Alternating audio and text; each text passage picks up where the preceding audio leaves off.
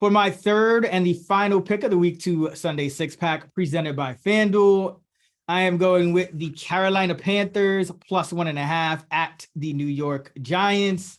And we know what's coming here. Daniel Jones home road splits. Oh man, yeah, it's on the road. What did I think he was 9-0, now 10-0, catching less than 8 points after covering last week.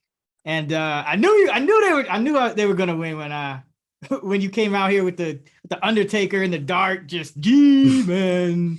So now producer, can I get a G-Men? Can I get a Berman G-Men clip?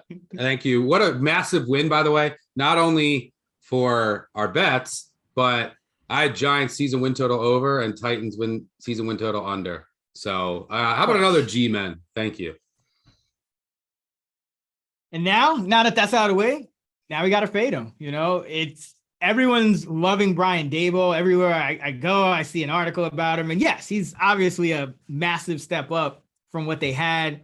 But, Saquon Barkley doesn't break a tackle at the 3-yard line. The fat kicker from Tennessee hits the field goal, and we're having a whole different conversation here. So, now, not only do we have Daniel Jones 7-12, 37% against the spread at home, but we have all these kind of same trends by and low on these teams that lost against the spread, lost straight up, 65%, 64% respectively. You also have week 2 dogs that lost a close game. So week 2 dogs that lost by 4 points or less are 26, 14, and 3, 65% against the spread since 05.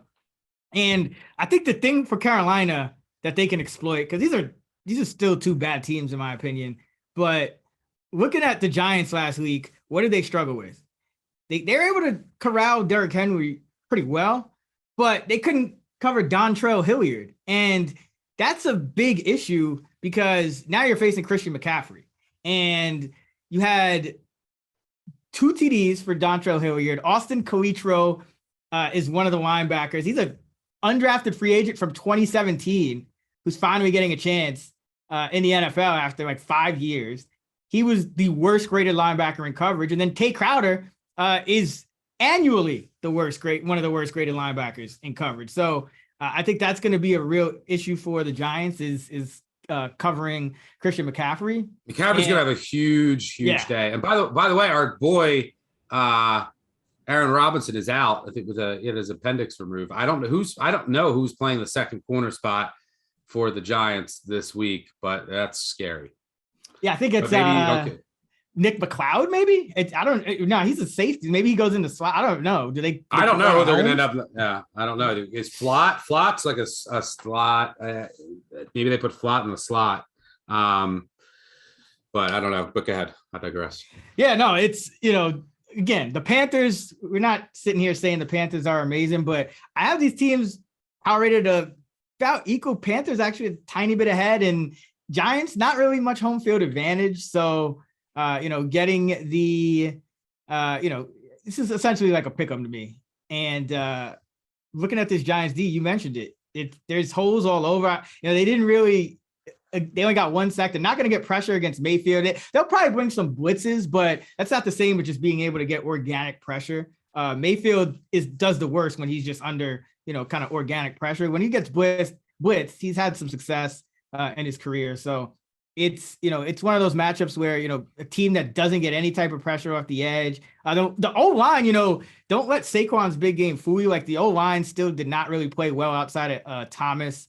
So I still think, Brian Burns could get off on Neal, who had a pretty bad game in week 1. And I just think that this Giants team come back down to earth a little bit after that big celebration last week. Everybody's on Daboll's nuts now. Everybody's on Saquon's nuts.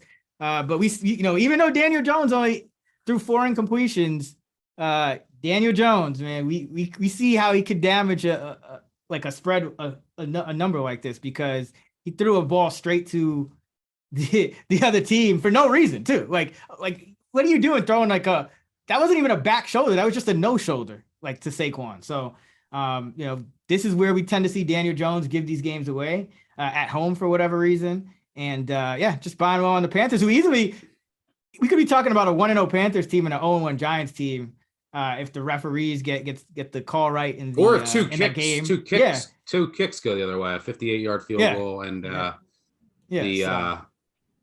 2-point conversion. Right. I can't join you here, but you know that I have the Giants power rate higher than the market pretty substantially. And by the way, one of the reasons that I love the Giants win total under came to fruition in the first week with like more competent play calling and decision making. Yeah. Going for 2 there at the end and all that give fruition. I'm not playing the Giants. I'm actually teasing the Panthers, so I'm kind of on your side there. Tease them up over 7. I like that low scoring game too. Total 43. But yeah, historically, this is free money. Bet Jones on the road, fade him at home, rinse and repeat.